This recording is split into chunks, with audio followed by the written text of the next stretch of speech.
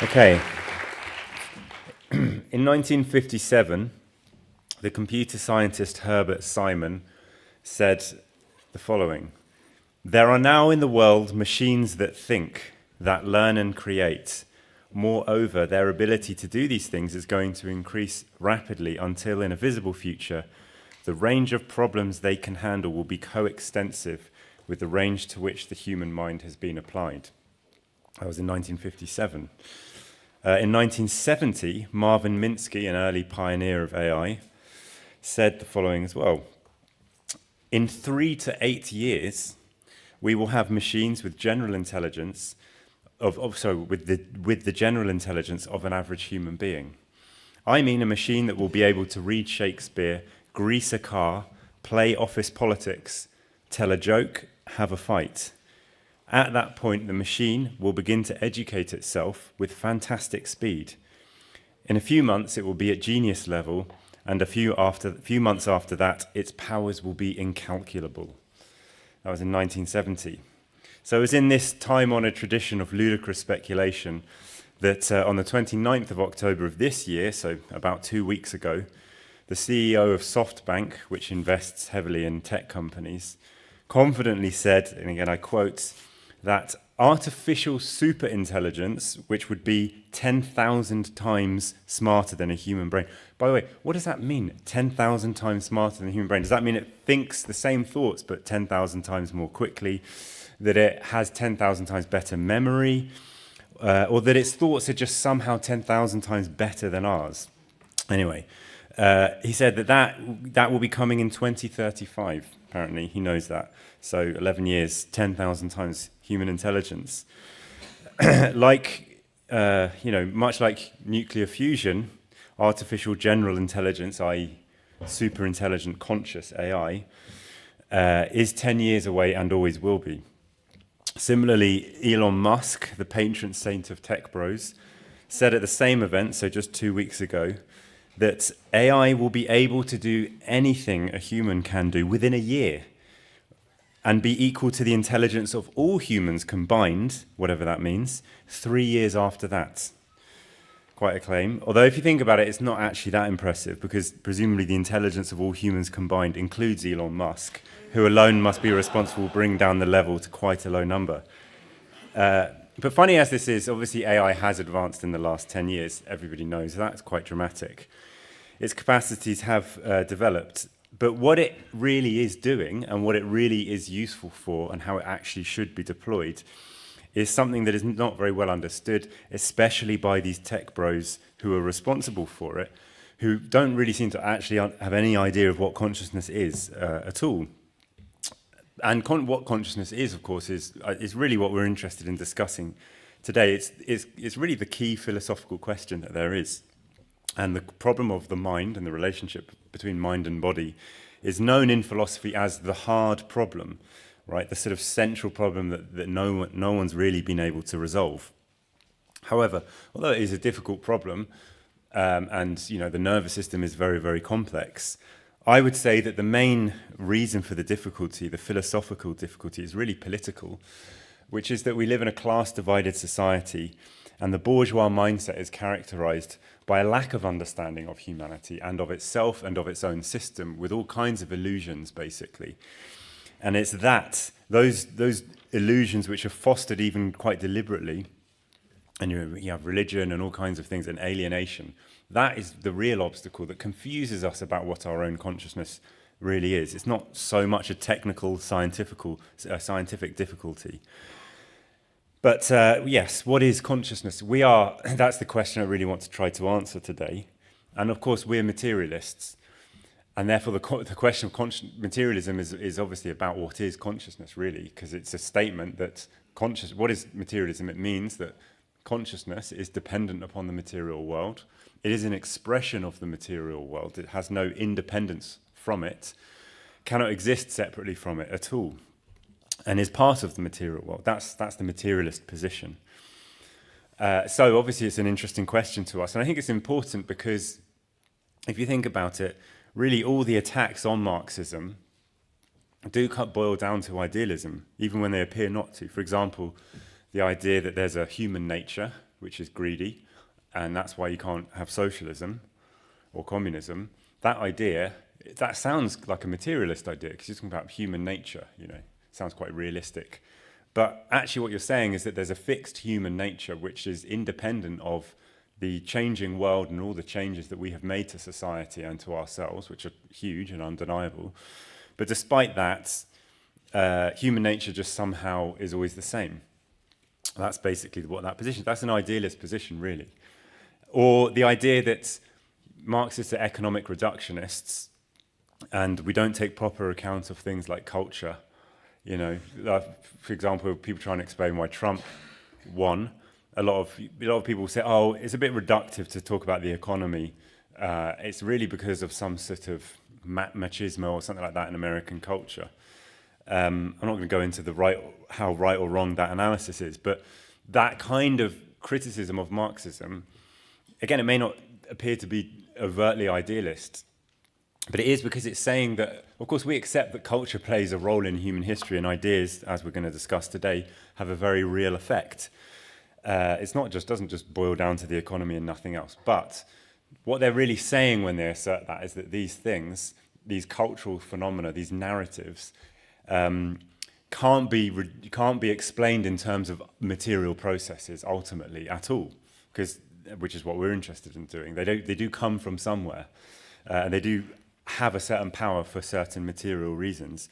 But they're trying to deny that. As soon as you say that, that's reductionism, apparently, right? So that's also an idealist attack on Marxism. So I think it's very important that we do understand what consciousness is in materialist terms. Now, today, idealists will say that they base themselves to a large extent on the scientific difficulties in explaining consciousness. As I've mentioned, there are tremendous difficulties and uncertainties there. And that's like their last readout. They will say, this shows that there is a soul or something beyond the conscious world, something that consciousness can't really be explained materially. And what they will say is that, yeah, you can explain the eye, the optical nerves materially, you can explain what photons are, but there's still something ineffable, something sort of indivisible, this meanness, this I that attends all experience. That you don't, and otherwise we'd just be like a digital camera, wouldn't we? Which does record very accurately what is out there visually. But of course, the camera doesn't see anything really. It reproduces an image, but it never feels what it sees. It doesn't mean anything to it. Whereas things feel a certain way to us when we look at them, which you can't capture by explaining what photons are, for example, right? So what they say is there's something else, there's something beyond the physical there that gives you yourself, essentially, and that makes things feel a certain way to you. So we have to try to answer that. And there's also here a kind of an implicit dualism, which many people fall into, many materialists accidentally fall into. Dualism means when you basically divide reality into two realms. The material realm, as Descartes explained, with extension, you can measure it. But then a realm of ideas which can't be measured. You can't measure a consciousness. You can't measure an idea. It doesn't exist in space. There's that idea that there's these two realms. And we do tend to slip into this way when we think about ourselves and our consciousness, that there's something immaterial about it fundamentally. But of course, that position is really, it's an admission of defeat. It's like a kind of label for what we don't understand and nothing more. It doesn't explain anything. There's a soul or something within me that makes things feel a certain way and has certain ideas just because of its own inherent consciousness. Of course, explains nothing. Why you would think this and not that could never be explained by such a position. If the source of my feelings and my thoughts is having a soul, then why one day do I react differently to the same basic stimuli as on another day? The soul has remained the same. Surely the soul is not materially caused. It doesn't grow or shrink or anything like that. Nothing that doesn't explain it at all. In fact, it's incapable. It erects a barrier to explanation. And again, there's similarly the idea of sort of Cartesian theatre is very hard for us to escape from. This is the idea which was coined by the philosophy of mind, Daniel Dennett, that basically the way we tend to think about consciousness is as if there's a little person inside your head who is like watching he's like sitting in a miniature cinema, who is getting a projection of what the eyes see and what the ears hear, and is then observing it. And it's that little person, that mini you, that somehow makes it all feel a certain way, right? That somehow takes decisions, and without that, all we are is basically automatons. We're just machines that, just like a digital camera or a microphone, that just register photons and sound waves, etc. But the thing that gives it meaning and feeling is that mini you inside your head. It's just another version of the same idea, really. You see that it's very, I think we tend to think about it in that way unavoidably almost. And you see it all the time. You see it, of course, in the films Inside Out, very popular films. Very philosophically suspect, I must say. The point that Daniel Dennett brilliantly makes, and I would recommend his writings on this, he's a very materialist writer, is that, of course, it makes no sense, because if there's an inner you that sort of is watching everything, then how does that person perceive what they're seeing? Is there a miniature person inside their head that then watches what they see inside in the cinema? And of course, inside your head is pitch black. There are no colors. When you see something purple, it's not like a part of your brain sort of becomes purple. It doesn't. It's not like that. I was watching Terminator 2 the other day, which has a lot of relevance to AI. Which we can go into later. But there's also you see the same thing when it's depicted as if you're inside the Terminator's head. There's always like writing like, "Oh, target identified," but why does the Terminator need to see that? The Terminator would just know that he's identified the target. It's again that reproduces the idea there must be like a mini Terminator in his head who's like watching this display with all the information nicely spelt out for him. But again, that just makes no sense, because then there'd have to be another one inside here. This doesn't explain it. We have to be able to explain consciousness in terms of unconscious, arising out of that which is unconscious. We can't rely on some magical mini-me or soul or whatever it is inside the brain somewhere and you still see scientists, neuroscientists looking, where is consciousness in the brain? Like there's this location or some special aspect of the brain, of its structure, which produces consciousness. That's magical thinking, and we can't proceed on that basis. It doesn't explain anything.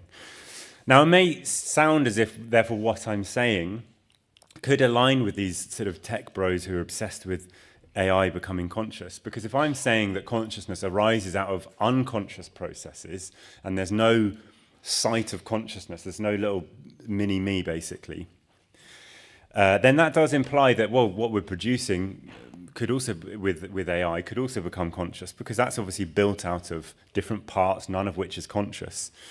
Could it not therefore be, as they imagine, that will eventually produce consciousness? But actually, I think that those people who look at it in that way, and it's not just the people who are obsessed with AI, you get neuroscientists and cognitive scientists who also look at it that way. Like I said, they're searching for some part of the brain that does it. They still also rely on this kind of magical thinking. This idea that if you listen to them, these people, these AI guys, they'll always be like, oh, well, there's not enough parameters yet. I saw one of them saying, oh, yeah, but actually the brain has like 30 trillion synapses or some figure like that, whereas the number of parameters that ChatGPT-4 has is 1 trillion or something. So we need to get 30 times more, and then it will be conscious. That's sort of how they think. It's just a technical thing, basically. You just add enough transistors, enough parameters, enough software tricks. And also the same is thought about the brain, that the brain somehow produces consciousness in that way. And it sounds materialist, but it isn't. I'll give an example. Max Tegmark is a celebrated physicist and AI researcher. Really a great example of this. He claims that actually maybe what consciousness is a fourth state of matter alongside solidity, liquidity, and gas. And he calls it perceptronium. And this is a quote from sciencealert.com about his ideas. It says, he proposes that consciousness can be interpreted as a mathematical pattern the result of a particular set of mathematical conditions. Just as there are certain conditions under which various states of matter, such as steam, water, and ice, can arise, so too can various forms of consciousness, according to him. So this appears to be materialist, of course. He's talking about the states of matter, after all. But actually, it's just relying on some miraculous substance he has not explained and not understood, that a special mathematical trick that is conscious. Why? Don't know. It's out there somehow. Nothing is explained and understood by this. Another example from the New Scientist in 2018. He said the following: a widely held view, apparently, that's astonishing to me, sees consciousness as the unintended byproduct of information rushing through the closed loop of connections that is the brain. Consciousness can't help existing despite serving no particular purpose, just like the noise emitted by a running engine, which has no bearing on the workings of the engine itself. That is an astonishingly stupid thing to think.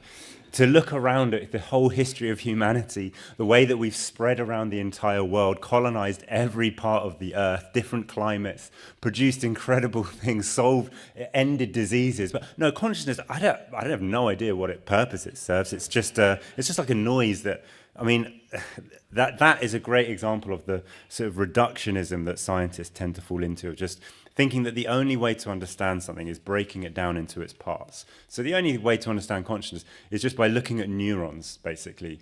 And then, the neurons aren't conscious, so consciousness either doesn't really exist or it's just a kind of meaningless effect.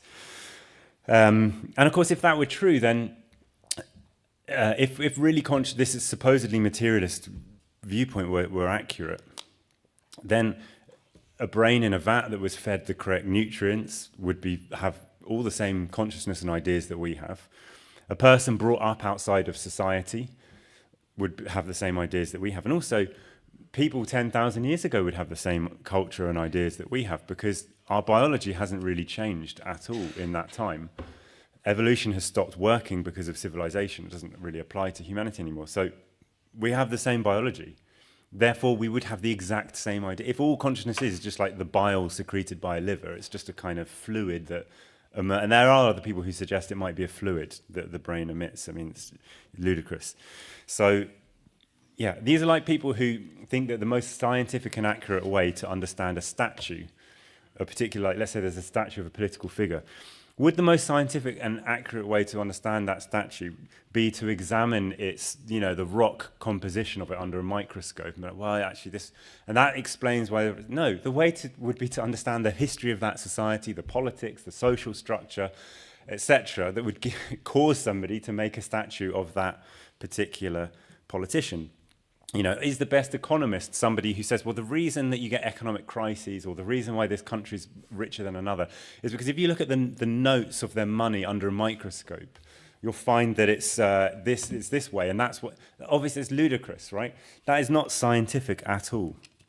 And this kind of problem of materialism is not a new one. Marx actually identified it way back when he wrote the theses on Feuerbach, in which he said, in contradistinction to materialism, the active side, i.e. of consciousness, was developed abstractly by idealism.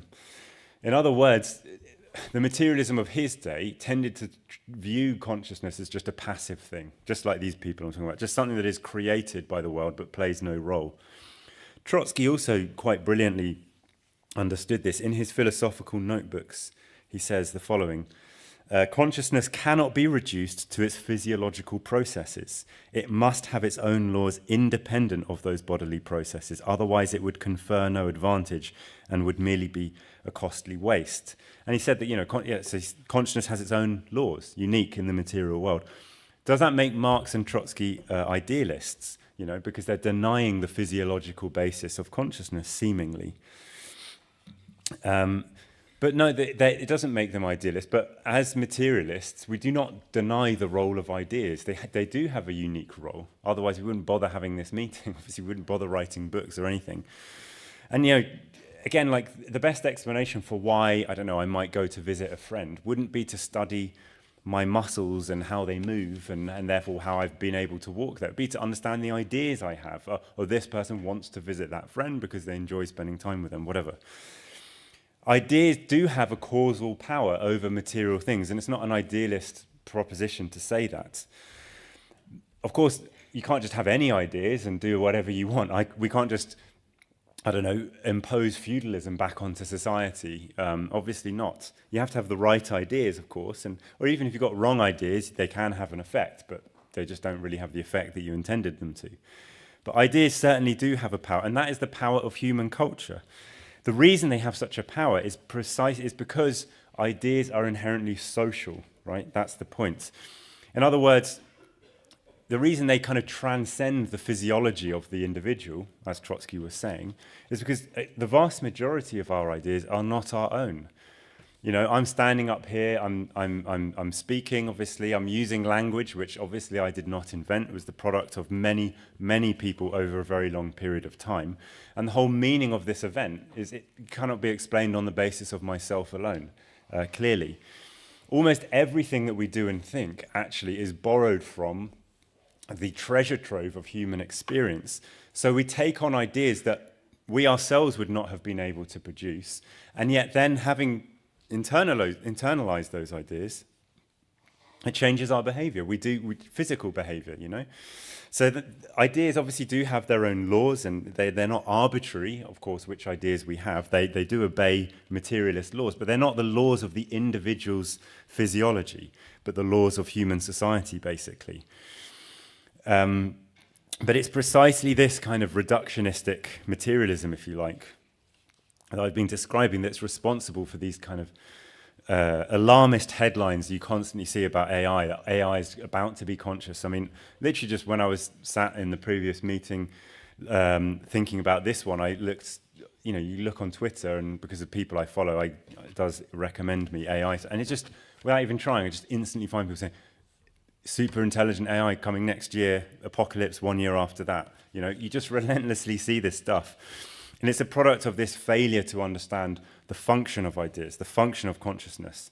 That's how we really have to understand consciousness, not by breaking it down into the neurons that are working behind it, but to understand its role in society, basically. That's really how we have to understand it. And if we understand it in that way, that can also shed light on why AI is not conscious, nor is it becoming conscious. Because AI if you look at what is the function of AI, it's a tool. It's a passive thing. It's not an active living thing, basically. It passively collects data without having any idea of why it is doing so, or any desire to do it, or to care in the world if it is switched off and stops doing it. And that, by the way, so to go on for a moment onto some of the problems of AI, there is when I first did a talk like this a few years ago, and I had to explain about these kind of bizarre problems that AI produces, because at the time I don't think many people understood it. Now it's become quite widespread knowledge, you know, these kind of images with mangled hands and writing which is just gibberish constantly, you know, ask it to spell how many letters R's are in strawberry, and even just about a month ago it was ChatGPT couldn't tell you how many R's are in strawberry. There's a couple of examples I'd like to give of this, which I think show, in light of what I've been saying about consciousness, why and how they are not conscious. It's not just a technical problem. If you ask it to, this may no longer be the case, this is from a couple of years ago, but it was the case that if you asked it to draw a bicycle, it would draw a bicycle. If you asked it to draw a wheel, it would draw a wheel. If you then said, okay, draw me a bicycle and the wheel with the wheels labelled, all it would give you was a bicycle with random labels that don't even say anything on it, just all over the picture. In other words, it doesn't actually understand what a wheel is. It knows the shape of a bicycle because it's seen lots of them, and it knows the shape of a wheel separately because it's seen lots of those. It doesn't understand what a bicycle is either, why it has wheels, what they're useful for. None of this means anything to it. That's why it trips up all the time with this kind of thing. But I think an even better example is if again, you can't really do this now because they've engineered them so that they don't give political answers or moral answers because they're worried it will tell you to like kill yourself or something. But if they took those away and you ask one of these large language models, as they're called, a political question or a moral question, a classic moral question like should people have the right to abortion, or should you be able to kill someone for the greater good or something? it would give you a certain answer. If you then asked it another question that involved exactly the same moral problems, but in an applied way, it would often just give you a completely different answer. And nobody knows why that's the case. And they also use it for, they've tried to use video making AI, text to video AI, to create, video content for adverts and stuff.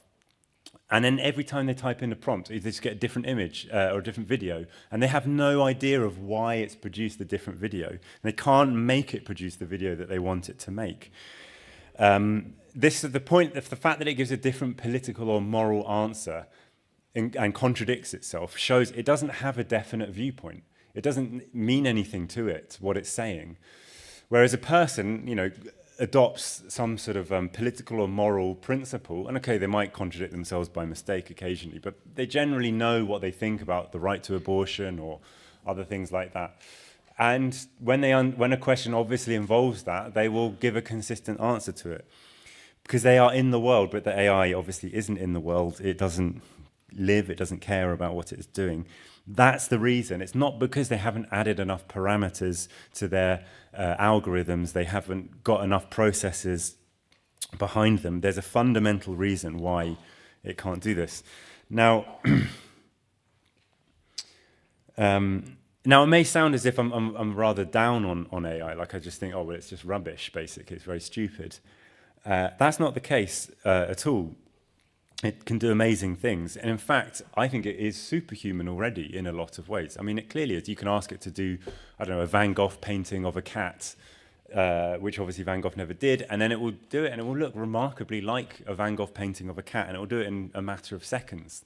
That is incredible. It can, perceive patterns in, energy consumption and things like that, and produce a more rational, efficient way of running things in an incredible way that no human can. So it does do amazing things, and it is superhuman in that respect. However, it's not just that, oh yes, but it's not superhuman enough to be conscious yet. It's there in some ways, but not in others. The point is actually precisely in its superhumanness is its lack of consciousness, which people don't seem to realize. In other words, when they get AlphaGo to beat that person at Go, if you remember that this AI beat someone at this game called Go in 2016, that again is superhuman. It's people think, oh my God, it's conscious, it's going to take over the world. But why does it do that? Because it was trained relentlessly on nothing but Go. They made it play, I think, 30 million games of Go. No human being has the time to do that in their life. And also, if they tried, they'd get bored, they'd get hungry, they'd need to speak to their family and friends. And also, if you do practice something, and you perhaps slightly change what you do to see if that thing works, if I do it like this, is that better? You can never quite be sure that that is actually the reason you did well, because your body is a very complex thing. Maybe you did it, but you were actually a bit tired without realizing it, and so you didn't do it as well as you thought. That's how it is to be a human. But obviously an AI is not like that. It is not alive. It does not have other concerns. It does not get tired. So it can run millions upon millions upon millions of iterations of itself and exactly measure what worked and what didn't. And that's why it can spot these patterns and behave in these amazing ways. Precisely because it isn't conscious, because it does not live, it does not care about anything. That's what we're really doing. We're making a tool, just like when people, in the time-honored tradition of human tool making, that's what we do. We identify a problem. I need something. Humans are generalists, right? Our bodies are weak. We don't have massive claws, so we invent knives or daggers to allow us to fight other animals even more effectively. And so we identify a specific problem, we identify the material that's needed for it, and we make a tool. That tool is totally useless pretty much at doing anything else. A dagger obviously cannot talk, cannot think, can't even, hammer in a nail very well. But at that one thing it was designed for, it is extremely effective. That's basically what we're doing without realizing it. Ironically, we're not very conscious of what we're doing with this artificial consciousness. We are creating an elaborate, yes, admittedly a very advanced, more flexible tool, but it is still a tool. We identify a problem, we train it relentlessly on that specific problem, and it produces incredible results at that specific thing. They also have this problem of overfitting, which I think proves my point. And which overfitting means and you train an AI and it becomes incredibly good at this one thing. If you just shift, even just slightly, the scenario, it often completely fails. It can't understand it. It gets it completely wrong. Whereas what we are able to guess at, often a person can just see something completely new, a new situation, and they guess at what is going on there. And those guesses are not always right, of course, but they quite often are. And what does that tell us?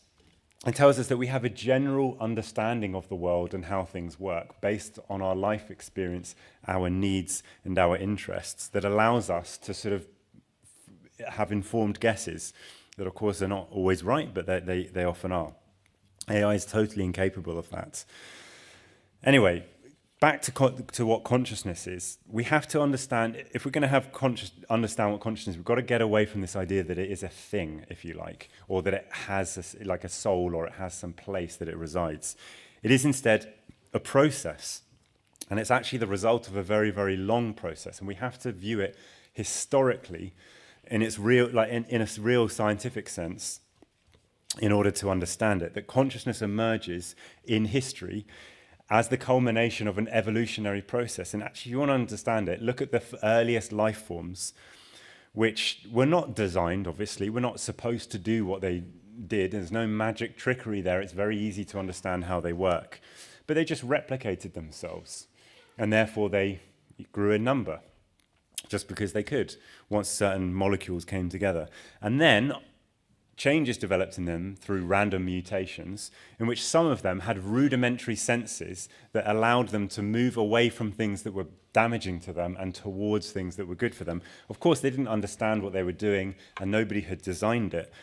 But it worked, and that was more successful. And obviously, over a very long period of time, those rudimentary senses developed more and more complexity, so that we have, the incredible eyesight and hearing and everything else that advanced animals have. It's not, you can't find it anywhere. You can't find what life is, or what sensation is. It's not in a place. It's just a process. It's a principle of organization that exists in time, and that is the basis of consciousness. That rudimentary sensation, that first living thing that was able to see that, or feel in some way that something was bad for it, and therefore to preserve itself actively. That is the sort of the bare building block, if you like, the first step on the path to consciousness. And that's what marks, again, at consciousness out so distinctly from tools and from AI, which do not have that principle in them at all. So it's a product of the struggle for survival, of the need to live, and therefore to understand the world objectively in order to live better, basically, in order to survive. And what really distinguishes thought from sensation is the power of generalization. That's the fundamental thing. That's all the difference really is. In other words, rather than just sensing something is bad and not understanding it and just reacting to it in the moment, to have an idea of it is to be able to say, oh, that is like that other thing that I've seen before. And therefore to adopt general strategies rather than just to live in the moment, but to maybe collect certain things for tools so that in a month's time, you will then be better prepared to fight this thing that you need to fight in order to eat, etc. That's what consciousness is. It's the power of generalization. It's linking different things together and separating things out, basically, based on sensory experience. That's really at the heart of what consciousness is. Now, and what we have to understand is that the capacity to do that, to make that leap into generalization, and in turn into self-consciousness, which I'll come on to in a moment, comes not from some special trick in the brain, some special mechanism we've still not understood, but from society, from the interests and the experience of society, particularly as it labors, as it transforms the world. Now, we often hear that the brain is the most advanced and complex thing in the universe, which is true. However, I think that this can lead to a kind of misleading conclusions on consciousness, because, and it's also used, that fact is used by these kind of AI optimists, if you like, to say that, oh, well, that's the reason that we've not made conscious AI yet. It's just because the brain is that complex. Like I said before, 30 trillion, synapses. So we just need to build an increasingly more complex AI model, have more powerful processors, etc., and then it will be conscious.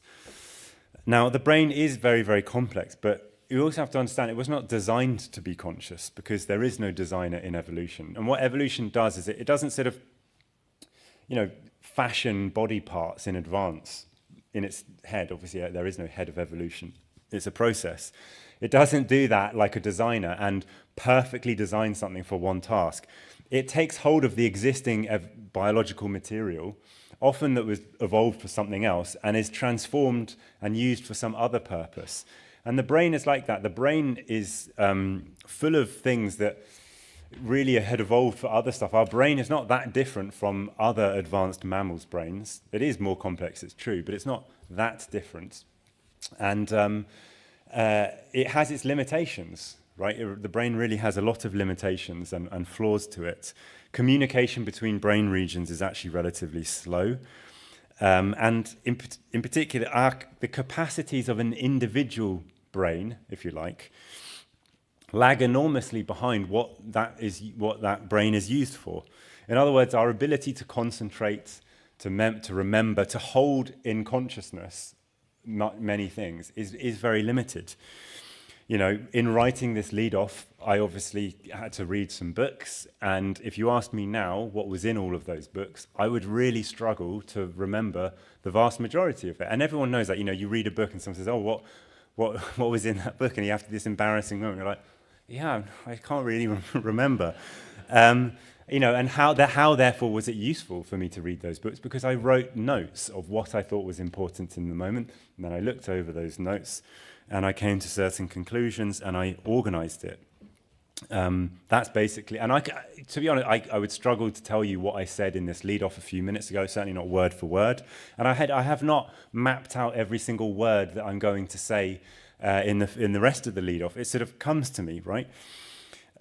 I'll do a little thought experiment to show you, or an exercise to show you what this is like. So we often think that we picture things in our head, and that's what consciousness is like. And I think that's not quite true. So, for example, imagine a crossword composed of 9 squares in a 3x3 formation, right? So 3 rows of 3 squares making up one big square of 9. And in this crossword is written the 3 words going downwards. So in each column, the words are gas, oil, and dry. If you've pictured that in your head, you should be able to immediately tell me what other words are spelt going from left to right, like that, or for you, like that. But it's quite hard, right? It takes a little while to do that, and you have to kind of go, okay, well, the first one was gas, and the second one was that. And in other words, you haven't actually pictured it in your head, or at least in a very rudimentary fashion have you done so. It's a real struggle to do that, and it takes time. Our ability to picture even people that we know very well when they're not there, or even somebody that you've just looked at, if you close your eyes, our ability to picture them is actually much more scanty than you might think. So if this is the case, then if the brain struggles to picture things and to memorize things, then how on earth are we as conscious as we are? How have we written whole books and done all these incredible things? Through the power of society and through labor and tool making. And in particular, when we make tools, we also make intellectual tools. That is to say, we have writing, we have numbers and maths, and we have other ways of recording things so that we remember them. And we make use, obviously, of language, which is a social phenomenon that no one person could have possibly come up with. And language allows us to organize our thoughts and to remember things and structure what we think. And we often find that as we speak, we then discover what we think. We didn't really even know in advance, if you see what I mean. It's only in elaborating it do we fully realize the significance of what we're saying, and we often then come to new conclusions. As Marx pointed out, society is not just an aggregation of individuals. We have to enter into definite relations with one another. We depend upon those relations and are totally changed internally by those relations that we stand in. And this is a dialectical contradiction, if you like, that on the one hand, the general, i.e. the human consciousness, the ideas that we have, the language that we have, can only exist in individuals, right? There is no super brain, some god that is thinking everything at once for us to sort of take bits of when we need them. Of course not. The only thinking things are individual human beings. And yet at the same time, those thinking human beings could not possibly think the things that they think without the rest of society to base themselves on, without the whole prehistory of humanity to base themselves on, and all the tools and all of the books, etc., that involves. And so, as Marx pointed out, to understand human essence, as he put it in the thesis on Feuerbach, you don't find it 100% in each individual taken separately. The human essence exists in the ensemble of social relations and never in any one person entirely. And therefore, we should think of consciousness not really as an individual thing. That's another mistake, to take it in each individual. Consciousness as it exists is a social phenomenon. It exists in society. And we as individuals partake in that. We take the parts of it that we need as and when we need them. Of course, we each have our own ideas. That is true. We're not all the same as everybody else. But we can only have that individuality that we do have thanks to the rest of humanity producing the ideas, the music, the culture, the ideas, etc., that are there. And we take the ones that we want to take, basically. And despite what these scientists think, this idea that consciousness gives no survival advantage is absolutely ridiculous. It clearly does. And the last thing I wanted to explain in terms of consciousness is the question of self-consciousness, self-awareness, which again is treated in this mystical fashion as if there's some magical structure of the brain which produces self-awareness. And I've seen another thing said that, well, maybe what consciousness is a quantum, the brain is a quantum computer. You might have heard people speculate on this. And once you have a quantum computer, it just has the magical property of self-awareness. And therefore, I don't know if you know, but scientists are trying to create quantum computers, which would have special abilities.